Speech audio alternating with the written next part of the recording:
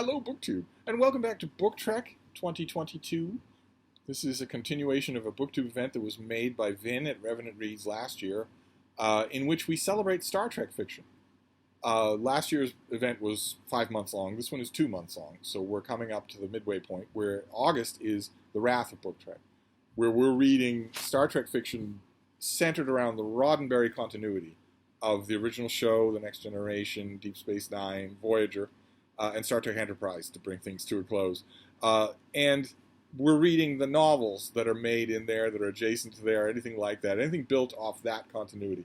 And then in September, we'll read Strange New Worlds. We'll read all kinds of signs of Star Trek that is not that. So whatever scattered fiction there is based on so-called New Trek, the Kurtzman Trek, and also all of the various Star Trek stuff that might be set in the Roddenberry universe, but that doesn't springboard from a screen property. There were, 100,000 Star Trek Corps of Engineer novels? Don't know why. There were a ton of Star Trek Titan novels with Captain Riker, just set in their own continuity, still beholden to the Roddenberry world, but not the ongoing adventures of an Enterprise or a Voyager or anything like that. And there are a bunch of others. Vin just did a recent video. He did a TBR for his September featuring a starship called Prometheus that apparently had a few novels. I don't think I've ever read a Star Trek Prometheus novel. And so I've been reading a whole bunch of Roddenberry-era Star Trek fiction for August. And because it's the wrath of Book Trek, I've been interspersing some books that I've read many times, old favorites of mine. I didn't do that last year. But I'm doing that this year. I've also been reading new stuff, or stuff that I've only read once. But the whole time that I've been making those videos, I've been neglecting the fact that there is an away mission for Book Trek 2022. There is a side mission, an extra mission that you can go on if you want, and that is to read works of science. Read a nonfiction work of science. Star Trek has championed science, even while it's been foisting pseudoscience gobbledygook and technobabble on its audience. It has still been championing science for 60 years. And a whole bunch of scientists got into their various fields because they loved Star Trek on TV. That's been attested to I don't know how many times, and I don't know how many memoirs.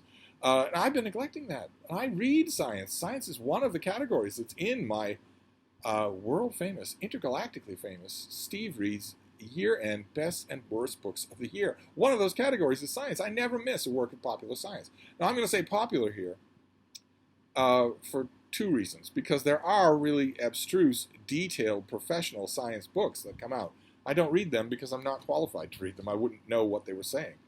And also, when I say pop science, I'm ruling out most of the foundational documents of science itself. Most of them are not readable. I'm not mentioning here Starry Visitor by Galileo or the Principia by Newton. Euclid, I'm certainly ruling out. Even something as quasi-aimed at a popular audience as the structure of scientific revolutions. A lot of those things are too abstruse for popular readership, and so largely too abstruse for me. If I were to read them, I do read very complicated works on canine evolution, on the history of dogs, and canine forms of life on this planet. I read some of those at a level that I don't think a normal layman could read. But I have no training. I'm only able to reach that level because I've read them constantly for years. So I've become familiar. I don't expect normal readers to do that. But when I realized that I'd been ignoring the away mission, the science book, I thought, well, I could pick a science book. And then I thought, why not do a starter kit? So that's what I'm going to give you. I've got the iPad mini here. I'm going to do a pop science starter kit. So,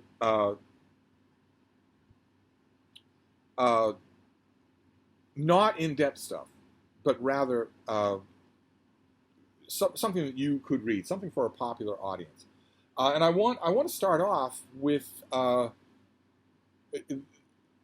really the beginning point of any discussion like this. The single most important book ever written by an individual human being happens to be a science book. And it also happens to be one of the rare exceptions of a fundamental, basic, primary source science book that's also readable. And that is, of course, The Origin of Species by Charles Darwin, that put forward, talked about, explicated, and popularized the idea of natural selection, uh, of evolution by means of natural selection. An unbelievably pivotal worldview, a worldview that, not to adopt too much of the incantatory vocabulary of its champions, but that really did free mankind from the shackles of religion. Uh, Darwin proposes a worldview, a testable, repeatable hypothesis about the world that would eliminate supernatural elements. In all mythologies, the gods create things. The gods especially create life. They're often jealous of their ability to do that. In one or two mythologies, animals accidentally create life, but most times gods do it. And they supersede it.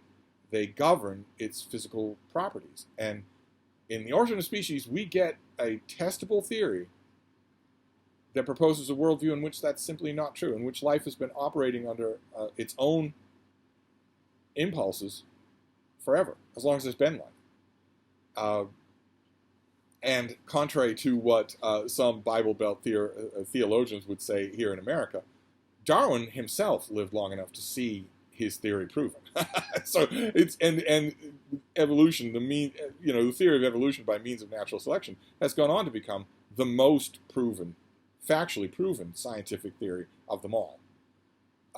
Even gravity is less tested by documentary evidence, by field tests, by science, by laboratory tests. Evolution is indisputable. And it starts with Darwin. The prototypical ideas maybe start elsewhere, but the book to read is The Origin of Species. That's going to start off this starter kit on pop science. And The Origin of Species is in print. It has always been in print. There are many, many editions. You could just pick up the book and start reading it. Darwin is a very enjoyable writer. You have to get used to the period prose, but once you do that, you're fine. But it really helps to have an expert guiding you along the way, holding your hand and explaining things to you. And for me, the best version of that is this, the annotated Origin, annotated by James Costa. It's I think Harvard University Press. It's wider than it is tall, but it's full of illustrations and full of footnotes. So it will really help you. If you're going to work your way through The Origin of Species, you don't want to waste your time. And Darwin is a writer of his time, so his own diction alone, regardless of the abstruse phrasing, could end up wasting your time. Better to have Costa along with you to help you out. So the annotated Origin. But I want to stick with Darwin for a few picks to underscore how important this is. We did not know ourselves until Darwin. And now we not only know ourselves, all of the biology that you or your aged relatives have ever used to improve your life or stay alive has all been based on evolutionary science. Wouldn't look anything like what it does without it. You'd be dead without it. Not only that, but looking around at the world. Once upon a time, if you saw bees collecting honey on a flower, as I did yesterday, I stood entranced. I was walking my little dog. It was boiling hot, but we stopped in the shade, and there was a big flowering plant up to my eye level, and there were bees diligently working, collecting pollen on that plant. I stood just entranced. I wouldn't have done that if my dog hadn't also been entranced by some piece of dirt on the ground. If she'd wanted to go, I would have gone, but she was willing to stand there, so I watched them. And for thousands of years, a human being standing there watching them would have said how fearfully and wonderfully made. God made these things to do what they're doing. And every single detail of them that looks perfectly suited to do what they're doing must have been made that way by a God. Darwin tells us no. No, the reason it looks perfectly suited is because it evolved to be that way. Change the conditions and it will start evolving again. So I thought explications of workings on Darwin for a couple of other choices would be good. And one of them is Steve Jones. This is a book called Almost Like a Whale. And it is sort of him meditating on the claims in Origin of Species, in the meaning behind it, and the extrapolations of them. Keep in mind, although Darwin lived long enough to see predictions of his own come true, he didn't live long enough to know anything like what we know about his own theory. He only originated it. He didn't know anything about genes. or anything like that. And Jones does. And he's also a terrific writer. So this is just so much fun to read, just endlessly fascinating. And the same thing is true of the next one, although the author has gone on to become semi-controversial. I myself don't care about that. The author is Richard Dawkins, who is a foremost pillar in the so-called new atheist community. But he's also a science writer, a pop science writer, and his book, The Ancestors Tale, is amazing. It's just incredible. Really is a wonder on every page. Something remarkable to sit back and just think about on every page. And I wonder if I can hold these up here. Will that look any better? And that is amazing. I think this is his best book by far. It's his least bratty. It's his least obnoxious book. It's not actually obnoxious at all. Instead, it's fantastic. Just fantastic. Then we can move away from evolution. Now that I've given it its due, you should read Darwin, because your whole world, the whole world of human life was changed by that one book. The only contender of a similar nature would be the Bible. And the Bible that would have done it was the King James Bible, which was the work of 40 people. And the Bible itself is the work of 400 or 4,000 people. So Origin of Species sort of stands alone. But there are plenty of other disciplines, plenty of other scientific disciplines. They all have great popular books about them. Like, for instance, astronomy. The study not of humans, but of the Earth's place in the universe. And there's an older book along those lines. I've recommended it to 1 million people. I love it. It's so much worth a reread. It's Coming of Age in the Milky Way by Timothy Ferris. And this tells the stories of the men and women who pushed to expand our understanding of our world, of what the world is, what its relationship is to other worlds in the solar system, what its relationship is to its sun, and what its relationship is to the rest of the universe. Which, again, the more you study this, as Galileo determined to his detriment, the more you break the shackles of religion, any religion. Religion wants to tell you that where you are in the universe, and it's not just religion that wants to do that, it's the specific paid votaries of religion who have power over you. And for thousands and thousands of years, they didn't just have power to make you feel guilty on Sunday. They had the power to have the constable drag you out of your house and burn you to death in the public square, which takes 2 hours with you screaming the whole time. Because they have anointed themselves or got you to anoint them as votaries of an unseen supernatural world. Astronomy developed in the teeth of that. In the teeth of that worldview. Astronomy developed a way of saying, well, is any of that true? No matter how far we look out into the heavens, do we ever see Olympus? No.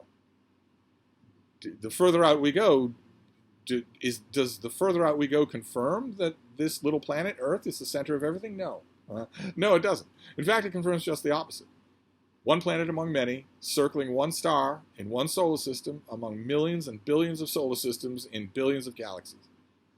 And this is the story of those men and women, and Ferris does a fantastic job telling that story. The obstacles that they faced, the camaraderie that they had, and the amazing moments when they suddenly saw something. They suddenly saw something that no other human being had ever seen. And when you get out that way, when you get out into the solar system and the local group and the Milky Way galaxy and whatnot, you start to wonder, in addition to those stories, you start to wonder about the facts themselves. Ferris is pretty good about that. But when it comes to that sort of thing, you want the most up-to-date information that you can get. Ferris's book is, I think, 30 or 40 years old. And we've learned a lot about the planets in our solar system since then. A huge amount, and all of it has been fascinating. So what you want for my next recommendation, I have a picture here, but it doesn't have to necessarily be this one. This is DK, the great publisher DK, Dorian Kindersley, working in conjunction with the Smithsonian Institute. And this is their book, The Planets, a Definitive Visual Guide. But I don't know what edition this is. You want the latest edition. Because probes are sending back information all the time on the neighbors that we have in this solar system and what they're like. And those stories are incredibly fascinating. The reason that I stress, I'm not saying, that you should just get the latest book on this, big picture book on this subject, regardless of who it is. I still want it to be DK in conjunction with the Smithsonian, because they're great to just put on the floor of the living room and show with everybody of any age. they're fantastic as teaching tools, in other words. They'll teach you a lot, too. DK specializes in that. So, might not necessarily look like this, but you want to find their latest volume on the planets to study where it is that you are. And then, coming back to Earth, one of the things that sort of shook the complacency, the religion-fueled complacency of the world in Darwin's time, was the discovery of fossils of animals that were huge and that don't exist anymore. Now, for instance, the Christian religious worldview immediately embraced that to say they died in Noah's flood. Doesn't make any sense. That idea doesn't make any sense. But because we're not talking about the fossilized remains of something that still exists in the world. We're talking about the fossilized remains of something that doesn't. And everything in the world in Noah's day had a representative on Noah's Ark. Right? But anyway, those fossils, paleontology, of course, became a branch of science on its own, and that led to science's most popular face, the face of science, the most welcoming aspect of any branch of science, and that is dinosaurs. That is dinosaurs, which are worth a whole starter kit on their own. But I wanted to sing the praises of one particular book. It also is 40 years old, maybe more than that. So, take with a grain of salt any of its conjectures about finds not yet found and connections not yet made. Because this book was written before genetic sequencing could be done. It was written before genetic sampling could be done on most fossils. So, it was still terrific. It's still so energetic, and it broke ground. It's Robert Bakker. This is the Dinosaur Heresies. His great dinosaur magnum opus. He's written other books, but this one is worth finding. It is so good. And of course, if you're all familiar with this book, you'll know that his central contention is to underscore that dinosaurs were not cold-blooded. That they weren't just big lizards that sit in the sun all day and would die immediately if they were in the cold, that they had some sort of control over their own internal body temperature. And that only that would explain what we see in the fossil record. That contention does not completely animate this book. This book is not only about that, it's a lot about the fun, the serendipity, the intellectual adventure of finding out about dinosaurs just in general. So there are, of course, a million later dinosaur books, but I wanted to recommend this one as a starter kit, definitely. And then, one of the ways that we study dinosaurs, one of the ways that we know anything about them, one of the ways that we can know a lot about them, is because we study. There are no dinosaur remains; there are just fossilized remains, and in order to be fossilized, you have to have the exact right geological conditions. They're very rare. The conditions for fossilization are very rare. And that's because Earth is an amazingly tectonically active planet. Not as active as Venus, for instance, but very, very active. And always has been. Which makes geology a great scientific branch on its own and utterly, utterly fascinating. And there's a book. This is called Song of the Earth, Understanding Geology and Why It Matters by Elizabeth Irvin Blankenheim. And it's terrific. There's a trilobite as the O in the song. It's terrific as an explication of how geologists do what they do and why it's exciting. So it definitely belongs on a starter kit because you can read a lot by looking at the rocks of Earth. You can read a lot about that. And by extension, that means you will be able to read a lot looking at the rocks of a lot of other planets, not Venus. Again, the surface of Venus, if we ever get to explore it for more than 10 minutes at a time, will not reveal anything. It's been a bubbling cauldron for too long. It's therefore probably destroyed all of its surface information, but lots of other places, and especially Earth. The Song of the Earth will give you a new perspective. If you are driving a long road trip and you drive by a blasted out side of a rock wall where the road had to go through and you suddenly look at the layers in it, you'll never think of it the same way again. It's terrifically inviting, in other words. Then this next book, it's pop science, and it's terrifically inviting. It's really, really disturbing. It's really disturbing because it's a very active science. It's computer science. It's really good to read, just terrific. It's a page-turner. You will be gripped by it, but you'll be terrified by a lot of what it implies. This is Worm by Mark Bowden. And this is the story of the Conficker virus, that was a computer virus that was created to be deadly and inconspicuous and widespread. A virus, in other words, it was created to act exactly as a virus does. And how it was determined, how it was examined, very difficult to do. You don't want to infect your own computer. And the white hats and black hats, the good guys and bad guys that decided, to propagate it and then also to examine it and fight it. And I don't think that Mark Bowden is a terrific writer, but I don't think he's ever done a better book than this. Never more on form than this. And one of the main reasons for that is that a book like this, about a specific computer virus and the efforts to detect it and fight it, absolutely turns on whether or not the author is good at explaining the abstruse nature of computer science to non-specialists, and he does so wonderfully. Those are the best parts of the book. It's disturbing because you have viruses in your computer right now, and you don't know what they're doing, and there's an argument to be made that even a computer specialist wouldn't know entirely what they're doing. There's also an argument to be made that their original creator doesn't have control of what they're doing anymore, that they are evolving. The closest thing to is something, compiling differently, or however we'd use it in computer terms. Those are the implications running through this, but you're going to love it anyway, just as an adventure story. I mentioned that Mark Bowden treats the Conficker virus as though it were propagating like a virus, and that probably made a lot of you wince, because we are all veterans now of a dystopian event. We share that in common. All over the world, all of us do. We have lived through a dystopian event. All together. We lived through an actual virus, bringing the whole world to a standstill. Now, we might not like to remember those months, that year, and we certainly don't like, if government policies are indication, we certainly don't like realizing that that virus is very much still among us and wreaking havoc, piling up bodies. But nevertheless, we did go through that historical event, and that is rare. That is very, very rare.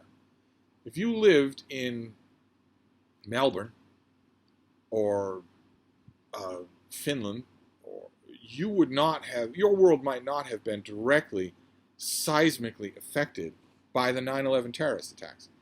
It would be the only thing that people in Lower Manhattan could think about for 10 years. It would be the only thing that Americans would be able to think about. It would be in every discussion for 10 years. It's a lot of what they would be talking about in the Middle East and also in Europe. The parts of Europe that watch American politics would have been macabrely interested in this major event. But it wouldn't have affected everyone. COVID-19 did that. We all share that history. So I had to put a virus book on the list. And it's not a COVID-19 book. I don't believe that the epic COVID-19 book has been written yet. Partially because a lot of the data is classified, partially because the story's not over. But there was a great book. It's, again, a little old. Again, you'd want to take, these things are not cutting edge. Science is always changing. That's the glory. That's the fun of it. But that doesn't mean we can't read and enjoy older books. And this is by Laurie Garrett, and it is a huge thing. It had sold like crazy. It's called The Coming Plague. And it's about emerging viruses. Of course, it's too early for COVID-19, but one of the things that it very much dwells on in the course of this book is zoonotic viruses, viruses that jump species barriers because they were given the opportunity to do it, whether it's because humans broke into some previously unaccessed habitat in their endless quest for raising ground for cattle, or humans ate something that no sane person would go anywhere near or even touch. They not only touched it, but ate it. Those viruses are obviously going to be a feature of our future. Ooh. What you doing?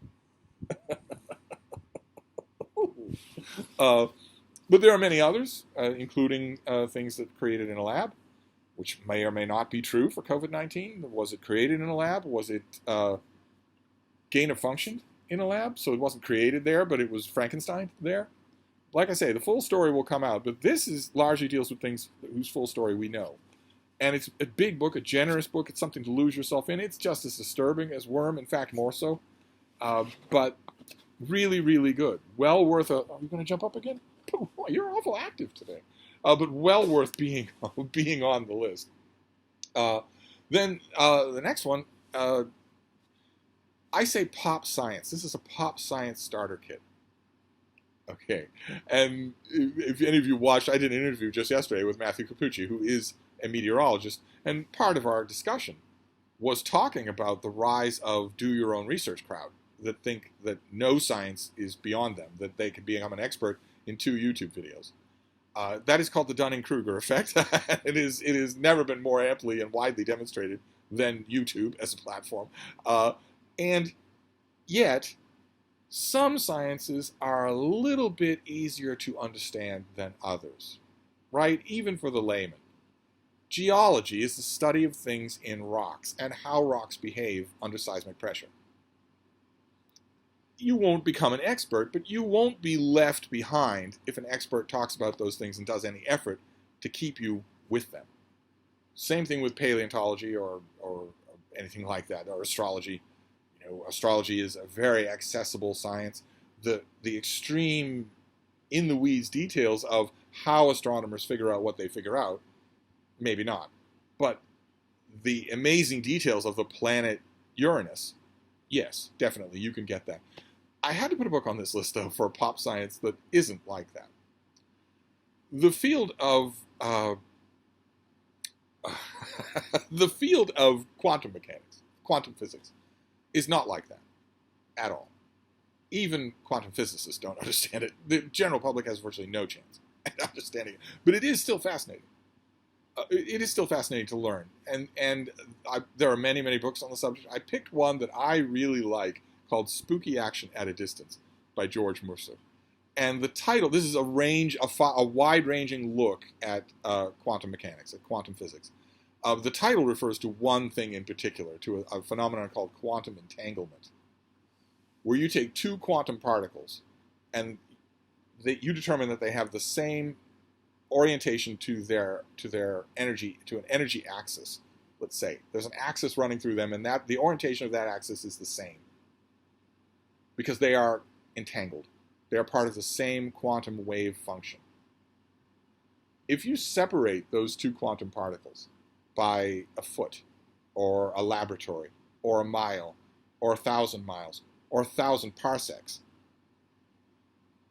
and you change the orientation of one of those particles, the orientation of the other particle is also changed, the entangled particle, regardless of the physical distance between the 2 of them.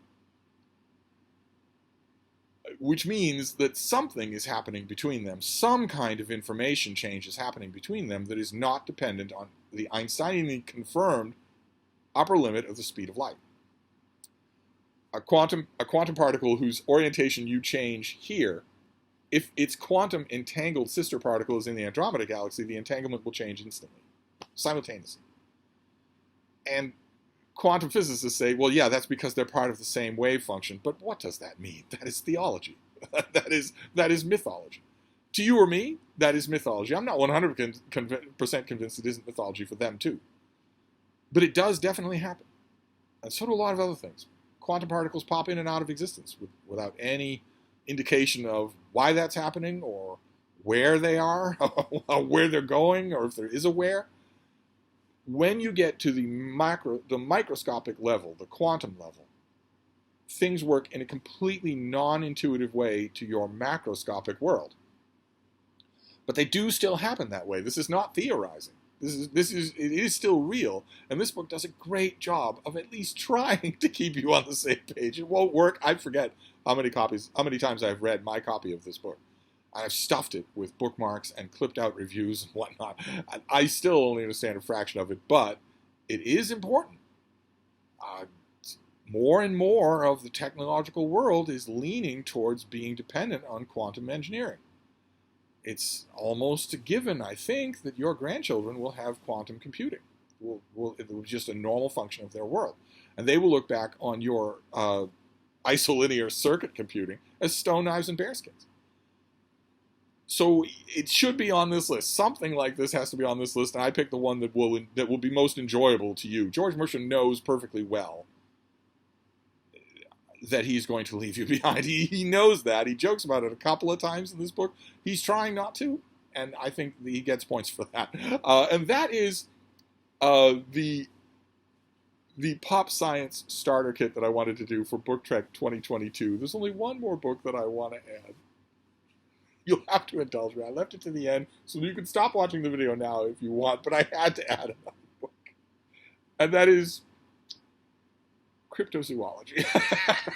that is my own personal favorite brand of science, and that is cryptozoology, which is the study, so to speak, through evidence that doesn't exist, of animals that science has not discovered.